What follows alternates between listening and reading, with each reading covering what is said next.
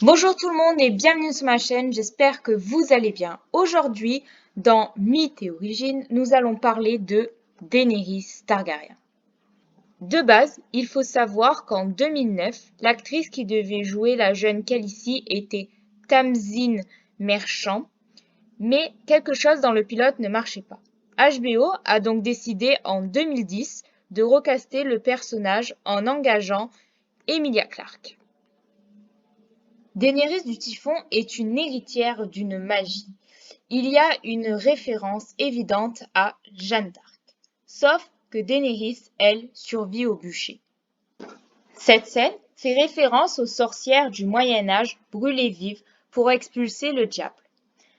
De ce fait, George R.R. Martin veut prouver que la sorcière de sa saga ne brûle pas.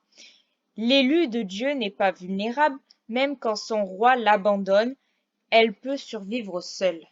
De plus, cette scène rappelle le rite indien de la sati, inspiré de l'épopée hindouiste du Mahabharata, désolé pour la prononciation, qui est le sacrifice des veuves qui se jetaient dans le bûcher de crémation de leur époux, comme on peut le retrouver dans le roman Le Tour du monde en 80 jours de Jules Verne.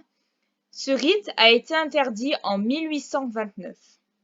George R.R. Martin voulait montrer que Daenerys survit à la mort de son mari et de son enfant et devient mère, reine et chef de guerre.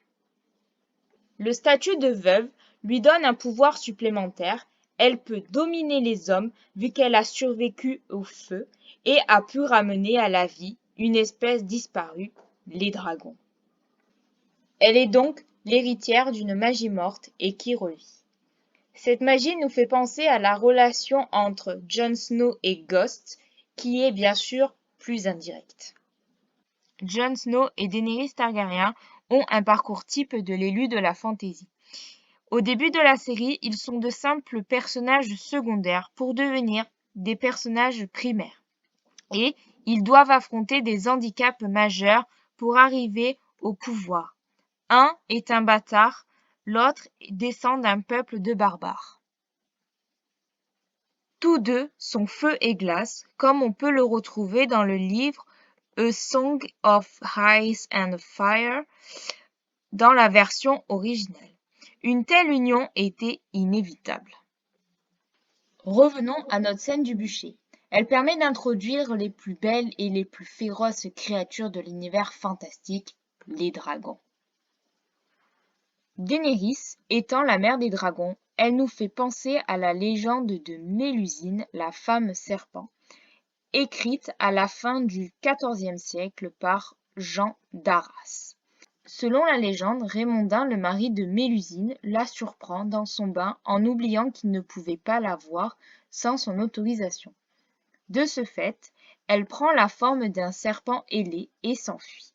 Mélusine symbolise donc la prospérité et la richesse. Elle a eu 10 fils et on peut la retrouver dans de nombreux châteaux de France en tant que protectrice. Ensuite, on peut constater que dans les histoires fantastiques, les hommes et les dragons s'affrontent. Mais en 1967, l'auteur Anne McCavray raconte dans la ballade de Perne l'histoire d'une jeune fille qui dompte un dragon. Elle établit un lien télépathique avec une reine dragon et devient ensuite cavalière de dragon, puis chef de sa communauté.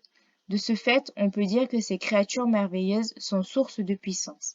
Et vu que Daenerys est l'incarnation du dragon et que le feu ne peut la tuer, George R.R. Martin veut montrer que son personnage est encore plus puissant que les autres héros fantastiques.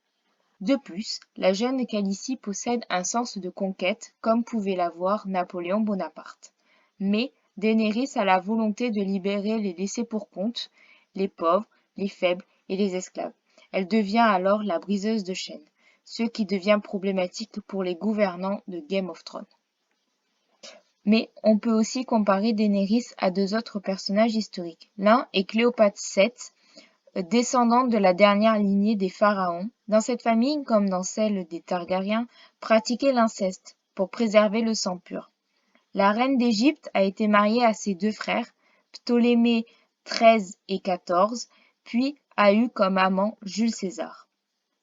Ça nous rappelle la relation entre notre héroïne et son neveu. Ensuite, l'autre personnage historique qui ressemble à notre Khaleesi est Henri VII, qui met fin à la guerre des Deux Roses, la guerre civile de l'Angleterre du XVe siècle entre les Lancastre et les York. Après presque 20 ans d'exil pour récupérer la couronne, Henri traversa la Manche et amena une armée d'étrangers pour reconquérir son royaume. Ça vous rappelle rien? En 1471, Henri VII, appelé aussi Henri Tudor, est le seul survivant de la famille Lancastre. Il a été élevé par son oncle en Bretagne, car à l'époque la maison York gouvernait l'Angleterre. En 1483, Richard III usurpe le pouvoir et a pour projet d'envahir la France. De ce fait, Henri éleva alors une armée composée de Lancastre, de York, d'Écossais et de Français. En 1485, son invasion est victorieuse. Le roi Richard III mourra sur le champ de bataille et Henri Tudor sera couronné le 30 octobre. Enfin, comme pour Ned Stark, on peut conclure que Daenerys a été inspirée par des personnages historiques célèbres et des événements qui ont déjà existé. J'espère que cette vidéo vous a plu et vous a permis d'apprendre plein de choses. Je vous dis à bientôt pour de nouvelles aventures.